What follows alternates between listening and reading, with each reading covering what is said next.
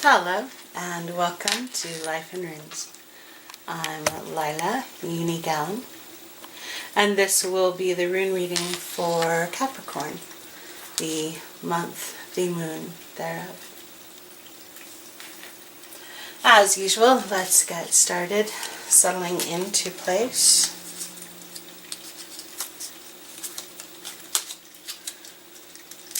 Blow out all of your breath, pushing in with that diaphragm, making sure every little bit of breath is gone.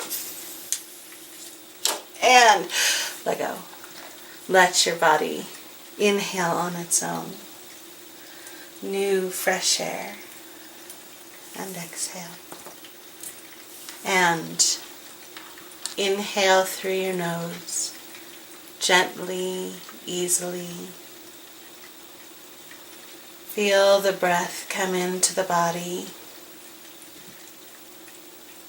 and exhale through the mouth. Feeling the breath take away all the stress and tension. Again, inhale through the nose, following the breath in and down. Feeling it to reach your fingers and your toes.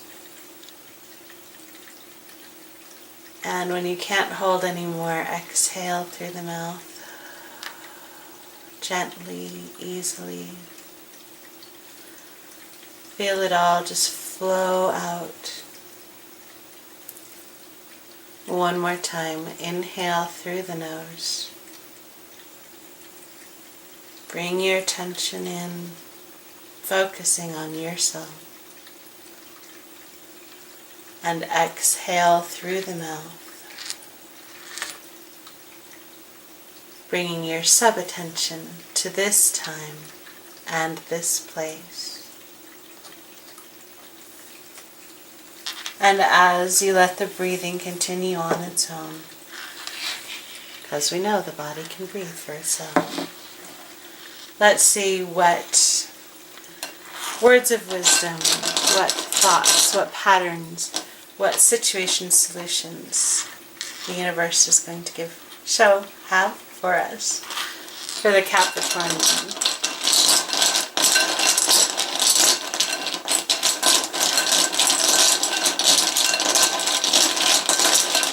I'm sorry, it is not Capricorn, it's Gemini.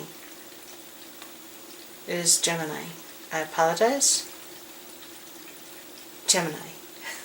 So, as I said, returning our attention to this time and this space, let us see what information, what keywords there are for us for this month of Gemini.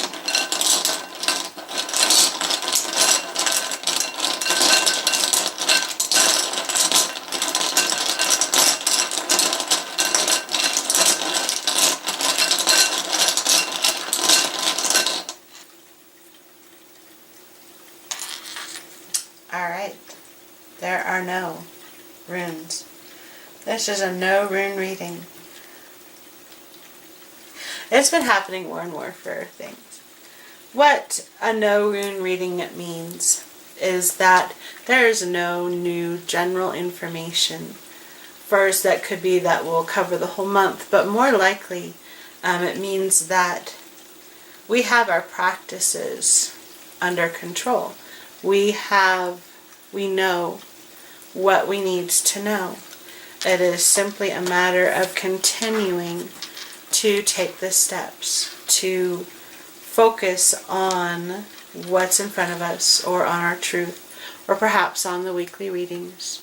But overall, in general, there is no big situation, no storm, no transition, no thought to carry us through that kind of overshadows the whole month of Gemini.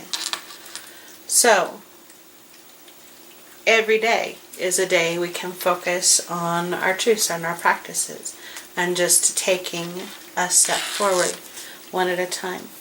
I'm going to pause and then continue Because when there is a no rune, I do like to draw from another deck and see if there's a sub-message, perhaps, you know, an undercurrent, a theme to run through, or a little harmony, sorry about that, to weave through the month. So just a moment, please.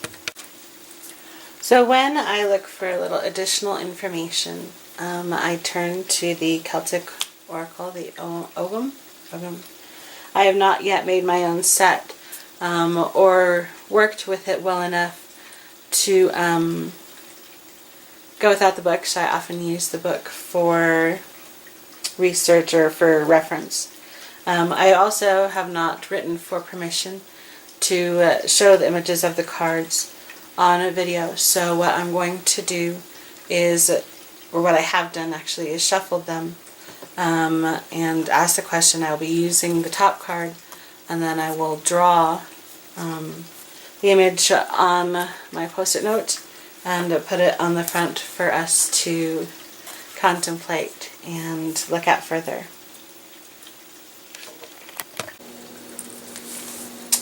Alright, so the Ogham for today, to supplement our rune of nothing, is Ur. So the Oghams are a tree divination system. The runes are stone, or and based off of their carvings and their letters. So this would be the tree alphabet. So it's all the lines are very straight, because I believe, I don't know for sure, that it's because they did it kind of like the I Ching by throwing the sticks, the branches of the trees. But I'm not positive about that. I'll have to research more. So this stands for the letter U, or the tree Ur, which is heather. Which I don't know if it's a tree, but so it also has other correlations, the skylark, a color, resinous, and so what it means for us, I will come over here, is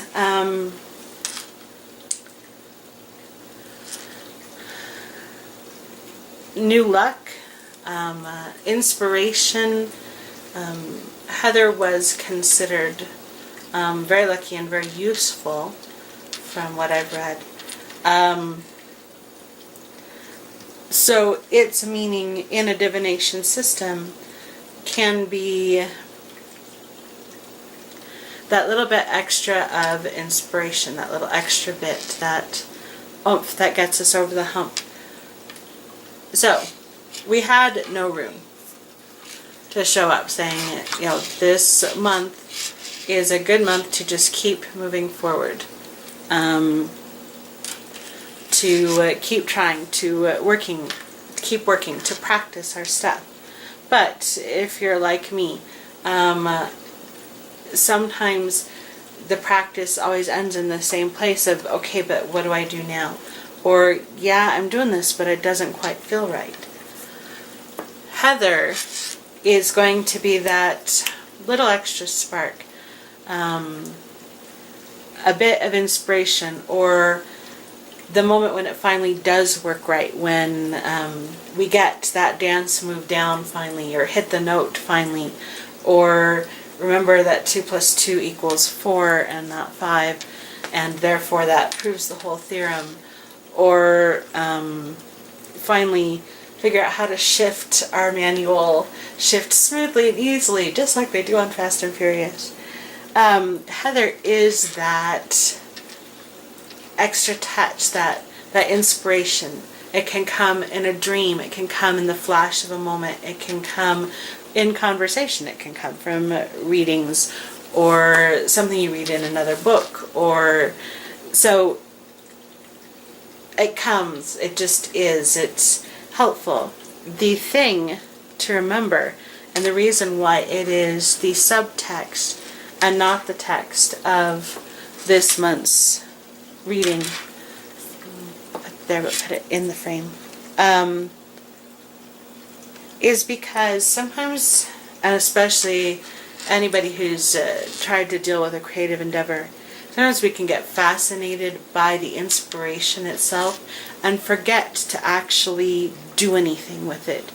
We don't put our meditation inspirations into practice.